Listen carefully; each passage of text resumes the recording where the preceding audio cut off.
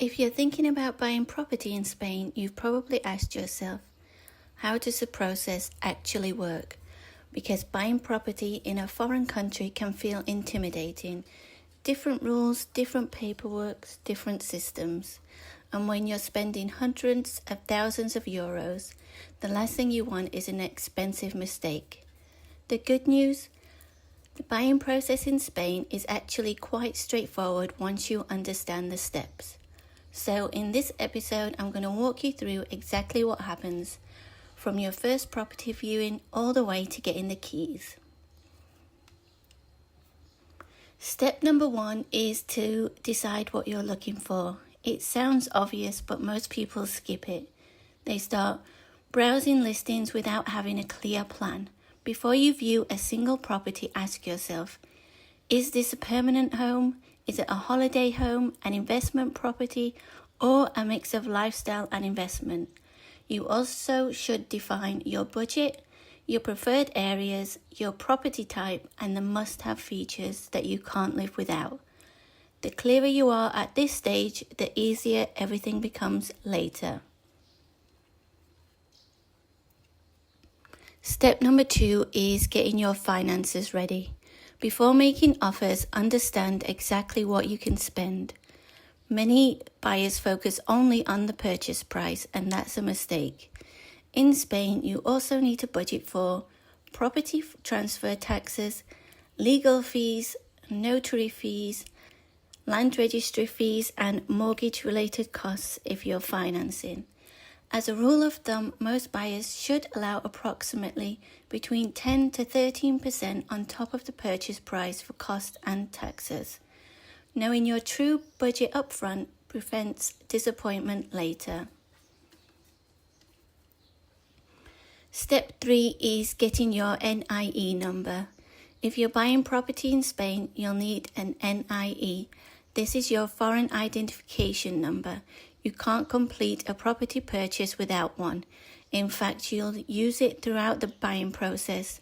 The earlier you arrange this, the better.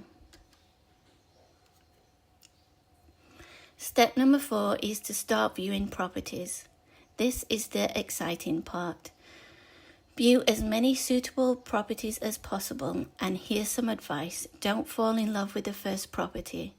I've seen it happen countless times. People arrive in Spain, view 1 or 2 homes, get emotionally attached and rush into an offer.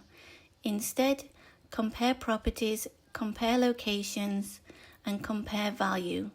The goal isn't finding a good property. The goal is finding the best property for your budget and your lifestyle. Step number 5 is your due diligence before you commit.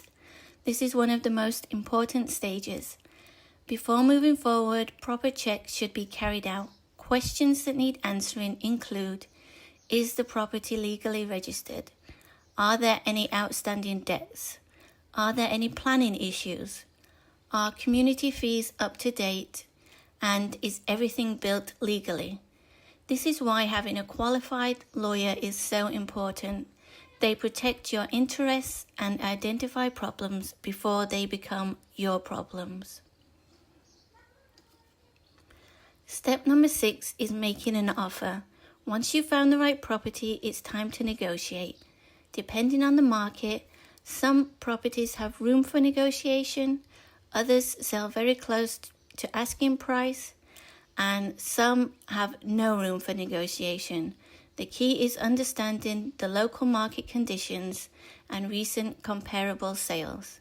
Once a price is agreed, the property is typically taken off the market. Step number 7 is to sign the reservation agreement. The reservation agreement is usually the first formal document. At this stage, the agreed price is confirmed, the property is removed from the market, and a reservation deposit is paid. This gives both the buyer and the seller confidence that the transaction is moving forward.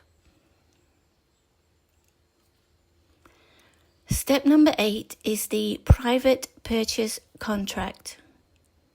This outlines the buyer details, the seller details, purchase price, completion date, and terms of the sale. At this point, buyers often pay a larger deposit.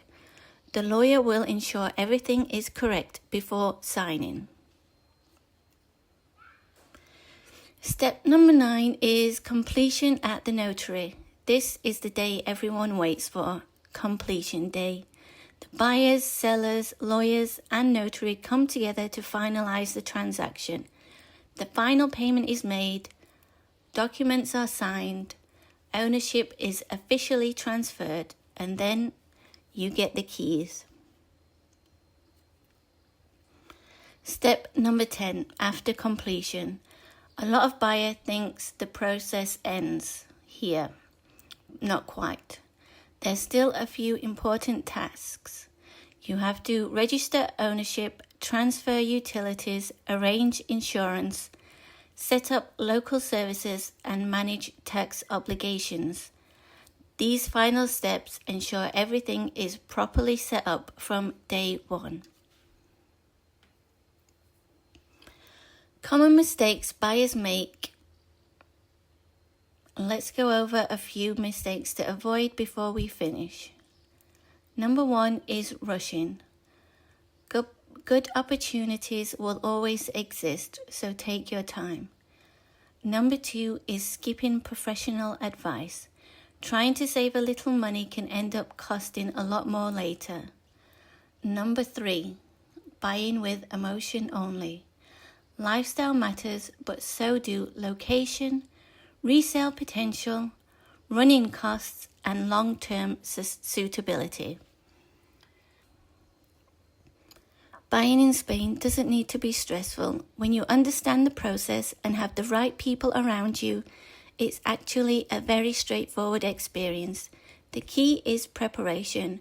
Know your budget, choose the right area, do proper due diligence, and don't rush decisions.